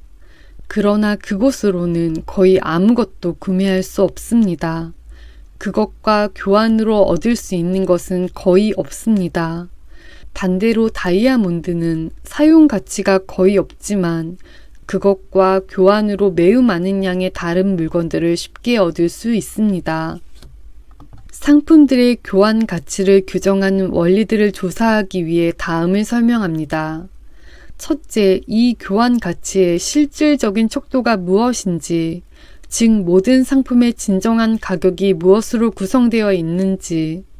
둘째, 이 실질적인 가격이 구성되거나 만들어지는 서로 다른 요소들이 무엇인지. 마지막으로 때때로 이러한 가격의 서로 다른 부분들 중 일부나 전부를 그들의 자연적 또는 통상적 비율로 높이거나 낮추는지, 즉 때때로 상품들의 시장 가격, 즉 실제 가격이 그들의 자연 가격이라고 불릴 수 있는 것과 정확히 일치하지 않는 원인이 무엇인지. 저는 이 세 가지 주제를 다음 세 장에서 가능한 한 충분하고 명확하게 설명하려고 노력하겠습니다. 이를 위해 독자분들의 인내와 주의를 간곡히 부탁드립니다. 어떤 부분은 불필요하게 장황하게 보일 수도 있지만 세부 사항을 검토하기 위해서는 인내가 필요하고 제가 할 수 있는 가장 충분한 설명을 한 후에도 여전히 어느 정도 모호하게 보일 수 있는 것을 이해하기 위해서는 주의가 필요합니다.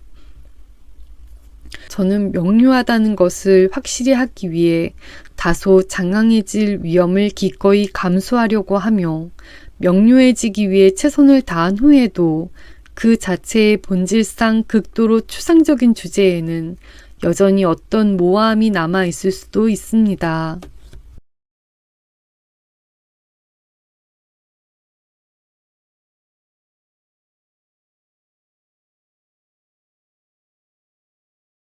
애덤 스미스의 국부론 제4장 화폐의 기원과 용도에 대하여. 분업이 충분히 확립되면 한 사람의 욕구 중에서 자신의 노동으로 충족할 수 있는 부분은 매우 작습니다. 그는 자신의 노동 생산물 중에서 자신이 소비하고 남은 잉여 부분을 다른 사람들의 노동 생산물 중에서 자신이 필요로 하는 부분과 교환함으로써 자신의 욕구 대부분을 충족합니다. 이처럼 모든 사람이 교환을 통해 생활하게 되어 어느 정도는 상인이 되며 사회 전체는 본질적으로 상업사회로 발전하게 됩니다. 그러나 분업이 처음 시작되었을 때 이러한 교환의 힘은 그 운용에 있어서 자주 심하게 막히고 방해받았을 것입니다.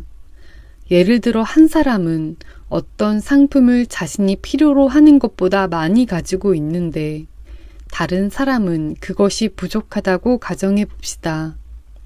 따라서 전자는 기꺼이 그 잉여분을 처분하려 할 것이고 후자는 그 일부를 구매하려 할 것입니다.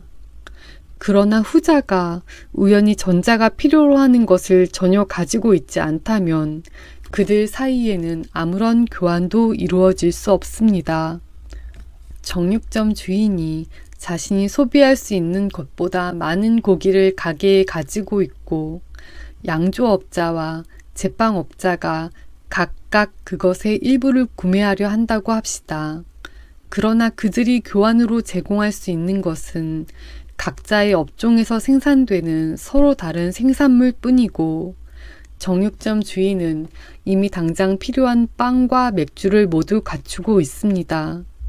이런 경우 그들 사이에는 교환이 이루어질 수 없습니다. 그는 그들의 상인이 될 수 없고 그들은 그의 고객이 될 수 없으며 이렇게 그들 모두는 서로에게 덜 유용한 존재가 됩니다. 이러한 불편함을 피하기 위해 분업이 처음 확립된 후 사회의 모든 시기에 있어서 신중한 사람이라면 자연스럽게 자신의 일을 다음과 같이 처리하려고 노력했을 것입니다. 즉 자신의 고유한 산업 생산물 외에도 사람들이 자신의 산업 생산물과 교환하기를 거부할 가능성이 적을 것이라고 생각되는 어떤 한 가지 상품을 항상 일정량 보유하고 있도록 말입니다. 이러한 목적을 위해 많은 다양한 상품들이 연이어 고안되고 사용되었을 것입니다. 문명이 발달하기 전 시대에는 소가 상업의 일반적 수단이었다고 합니다. 비록 그것이 매우 불편한 수단이었지만 고대에는 사물이 그것들과 교환으로 주어진 소의 수에 따라 가치가 평가되었다는 것을 우리는 발견합니다. 호메로스에 따르면 디오메데스의 갑옷은 겨우 9마리 소에 불과했지만 글라우코스의 갑옷은 100마리의 소에 해당했습니다. 아비시니아에서는 소금이 상업과 교환의 일반적 수단이라고 합니다. 인도 해안의 어느 지역에서는 조개 껍질의 일종이, 뉴펀들랜드에서는 말린 대구, 버지니아에서는 담배, 서인도 식민지의 일부에서는 설탕, 다른 나라들에서는 가죽이나 가공한 가죽이 그러한 역할을 합니다. 그리고 스코틀랜드의 한 마을에서는 지금도 일꾼이 돈 대신 못을 가지고 빵집이나 맥주집에 가는 것이 흔하다고 합니다. 그러나 모든 나라에서 사람들은 결국 저항할 수 없는 이유들에 의해 이러한 용도로 다른 모든 상품보다 금속을 선호하게 되었습니다. 금속은 다른 어떤 상품보다 적은 손실로 보관될 뿐만 아니라 부패하지 않습니다. 또한 손실 없이 얼마든지 많은 부분으로 나누어질 수 있으며 융해를 통해 그 부분들을 다시 결합할 수 있습니다. 이는 똑같이 내구성이 있는 다른 상품들이 갖지 못하는 성질이며 다른 어떤 성질보다도 금속을 상업과 유통의 수단으로 적합하게 만드는 것입니다. 예를 들어 소금을 사려고 하는데 맞바꿀 수 있는 것이 소밖에 없는 사람은 한 번에 소 한 마리나 양 한 마리의 가치의 소금을 사야 했을 것입니다. 그는 이것보다 적게 살 수 없었는데 왜냐하면 그가 대가로 주어야 하는 것은 손실 없이 나누어질 수 없었기 때문입니다. 만약 그가 더 많이 사려고 한다면 같은 이유로 2배나 3배의 양, 즉 소 2~3마리나 양 2~3마리의 가치를 사야 했을 것입니다. 반대로 양이나 소 대신에 금속을 교환으로 줄 수 있다면 그는 금속의 양을 당장 필요로 하는 상품의 정확한 양에 맞추어 쉽게 비례시킬 수 있었을 것입니다. 이러한 목적으로 여러 나라에서 서로 다른 금속들이 사용되었습니다. 고대 스파르타인들 사이에서는 철이 상업의 일반적 수단이었고 고대 로마인들 사이에서는 구리가, 그리고 모든 부유하고 상업적인 국가들 사이에서는 금과 은이 사용되었습니다. 이러한 금속들은 처음에는 아무런 각인이나 주조 없이 거친 금속괴의 형태로 사용되었던 것 같습니다. 플리니우스는 고대 역사가인 티마이우스에 의거하여 세르비우스 툴리우스 시대까지 로마인들은 주조된 화폐를 갖지 못했고 필요한 것을 구매하기 위해 각인되지 않은 구리괴를 사용했다고 전하고 있습니다. 따라서 이러한 거친 괴들이 당시에는 화폐의 기능을 수행했습니다. 이러한 거친 상태의 금속 사용에는 매우 심각한 2가지 불편함이 따랐습니다. 첫째는 무게를 재는 수고이고 둘째는 품질을 검수하는 수고였습니다. 귀금속의 경우 양의 작은 차이가 가치의 큰 차이를 만들어내므로 적절한 정확성으로 무게를 재는 일조차 매우 정확한 저울과 추를 필요로 합니다. 특히 금의 무게를 재는 것은 매우 섬세한 작업입니다. 물론 거친 금속의 경우에는 작은 오차가 별 결과를 낳지 않을 것이므로 의심할 여지 없이 덜 정확해도 괜찮을 것입니다. 그러나 가난한 사람이 1파딩 어치의 물건을 사거나 팔 때마다 그 1파딩의 무게를 재야 한다면 우리는 그것이 극도로 번거로운 일일 것입니다. 품질을 검수하는 작업은 더욱 어렵고 지루합니다. 그리고 적절한 용매와 함께 금속의 일부를 도가니에서 제대로 녹이지 않는 한 그로부터 도출될 수 있는 어떤 결론도 극도로 불확실합니다. 그러나 주조화폐 제도가 생기기 전에는 이러한 지루하고 어려운 작업을 거치지 않는 한 사람들은 심한 사기에 노출될 수밖에 없었습니다. 그리고 순은이나 순동 1파운드 무게 대신에 그들의 물건과 교환으로 가장 조잡하고 값싼 재료들의 혼합물을 받을 수도 있었을 것입니다. 비록 외관상으로는 그 금속들과 담게 만들어졌을지라도 말입니다. 이러한 남용을 방지하고 교환을 촉진하며 그럼으로써 모든 종류의 산업과 상업을 장려하기 위해 상당한 개선의 진보를 이룩한 모든 나라에서는 그 나라에서 물건을 구매하는데 일반적으로 사용되는 특정 금속의 일정량의 공적 각인을 찍는 것이 필요하다는 사실을 발견하게 되었습니다. 여기서 주조화폐의 기원과 조폐소라고 불리는 공적 기관들이 생기게 되었습니다. 이 제도들은 양모와 직물의 검사관들 및 각인 담당자들의 제도와 본질적으로 같습니다. 이 모든 것들은 시장에서 나올 때 서로 다른 상품들의 수량과 균일한 품질을 공적 각인을 통해 확인하려는 동일한 목적을 갖고 있습니다. 유통 금속에 찍힌 이런 종류의 최초 공적 각인들은 많은 경우에 확인하기가 가장 어렵고 가장 중요한 것, 즉 금속의 품질이나 순도를 보증하려는 의도였던 것 같으며 현재 음판과 은괴에 찍히는 스터링 마크나 때때로 금괴에 찍히는 스페인 마크와 유사했습니다. 이것들은 금속편의 한쪽 면에만 찍히고 전체 표면을 덮지 않아서 순도는 보증하지만 금속의 무게는 확인되지 않습니다. 아브라함이 에브론에게 막벨라 밭값으로 지불하기로 합의한 은 400세겔의 무게를 달았습니다. 그것들은 상인들의 통용 화폐라고 했지만 현재의 금괴나 은괴와 같은 방식으로 개수가 아닌 무게로 받아들여졌습니다. 고대 영국 섹슨 왕들의 수입은 화폐로가 아니라 현물로, 즉 모든 종류의 음식과 생필품으로 지불되었다고 합니다. 정보광 윌리엄이 그것들을 화폐로 지불하는 관행을 도입했습니다. 그러나 이 화폐는 오랫동안 국고에서 개수가 아닌 무게로 수납되었습니다.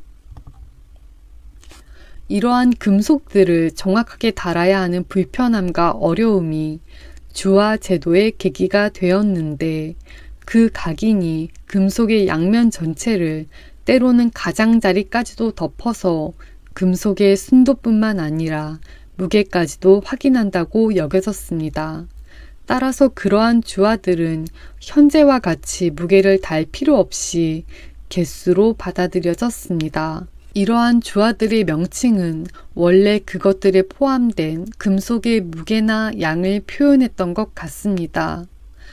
로마에서 처음 화폐를 주조한 세르비우스 툴리우스 시대에 로마의 아스 또는 폰도는 로마의 1파운드 분량의 좋은 구리를 포함했습니다. 그것은 오늘날의 트루아 파운드와 같은 방식으로 12온스로 나뉘었고, 각 온스는 실제로 좋은 구리 1온스를 포함했습니다. 영국 에드워드 1세 시대의 1파운드 스털링은 정해진 순도의 은 1파운드를 포함했습니다. 타워 파운드는 로마 파운드보다 조금 더 무겁고 트루아 파운드보다는 조금 가벼운 것 같습니다. 영국에서 트루아 파운드를 조폐소에 도입한 것은 헨리 8세 18년의 일입니다. 프랑스 리브르는 샤르마뉴 시대의 순도의 은 1파운드에 해당했습니다. 상파뉴의 트루아 시장은 그 당시 유럽의 모든 나라 사람들이 드나들었고, 그렇게 유명한 시장의 도량형은 일반적으로 알려지고 신뢰받았습니다. 스코틀랜드 화폐 파운드는 알렉산더 1세부터 로버트 브루스 시대까지 영국 파운드 스털링과 같은 무게와 순도의 은 1파운드에 해당했습니다. 영국, 프랑스, 스코틀랜드의 페니들도 원래는 모두 실제 페니 무게의 은, 즉 1온스의 20분의 1, 1파운드의 240분의 1에 해당했습니다. 실링 역시 원래는 무게의 명칭이었던 것 같습니다. 헨리 3세의 고대 법령은 밀이 쿼터당 12실링일 때 1파딩의 빵은 11실링 4펜스의 무게가 나가야 한다고 말합니다. 그러나 실링과 페니 사이의 비율이나 실링과 파운드 사이의 비율은 페니와 파운드 사이의 비율만큼 일정하고 균일하지 않았던 것 같습니다. 영국 왕국 초기에는 프랑스 수 또는 실링은 경우에 따라 5페니, 12페니, 20페니, 40페니를 포함한 것으로 나타납니다. 고대 섹슨족 사이에서는 실링이 한때 겨우 5페니만을 포함한 것으로 나타나며, 고대 프랑크족인 이웃들과 마찬가지로 그들 사이에서도 그것이 가변적이었을 가능성이 높습니다. 그러나 프랑스는 샤르마뉴 시대부터, 영국은 정보강 윌리엄 시대부터 파운드, 실링, 페니 사이의 비율은 현재와 똑같이 균일하게 유지된 것 같습니다. 비록 각각의 가치는 매우 달랐지만 말입니다. 왜냐하면 세계 모든 나라에서 군주들과 주권 국가들의 탐욕과 불의가 그들 국민들의 신뢰를 악용하여 원래 그들의 주화에 포함되어 있던 실제 금속의 양을 점차적으로 줄여왔기 때문이라고 나는 믿습니다. 로마의 아스는 공화정 말기에는 원래 가치의 20분의 1로 축소되어 1파운드의 무게 대신에 겨우 0.5온스의 무게밖에 나가지 않게 되었습니다. 영국의 파운드와 페니는 현재 원래 가치의 약 3분의 1, 스코틀랜드의 파운드와 페니는 약 31분의 1, 프랑스의 파운드와 페니는 약 66분의 1만을 포함하고 있습니다. 이러한 조작을 통해 그것을 행한 군주들과 주권 국가들은 겉보기에는 그렇지 않게 보일 수 있었지만 필요했을 것보다 적은 양의 은으로 그들의 부채를 지불하고 약속을 이행할 수 있게 되었습니다. 그것은 정말로 겉보기에만 그랬습니다.